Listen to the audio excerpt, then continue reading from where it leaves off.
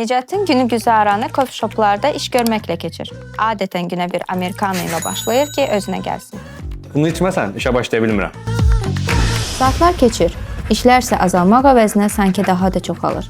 Nicatın da deyəsən artıq halı qalmayıb. O enerjisini yeniləmək üçün yeni kofe sifariş verir. İşin biri bitir yerinə ikisi gəlir. Gün sona çatır. Amma Nicatın işləri isə hələ də davam edir. Məncə ona özünə gəlmək üçün yeni kofe lazım olacaq. Beləliklə Nicatın təkcə kofe üçün bir həftəlik ortalama xərci 100 manata yaxındır. Bu da ayda 400 manat edir.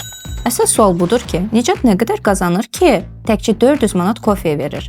Orası artıq səni maraqlandırmır. Yaxşı, zarafat edirəm. Onsuz mən başqa şey deyirdim. Bizim bu Nicat çox bilmişdi. Heç o kofeyə 400 manat pul verər?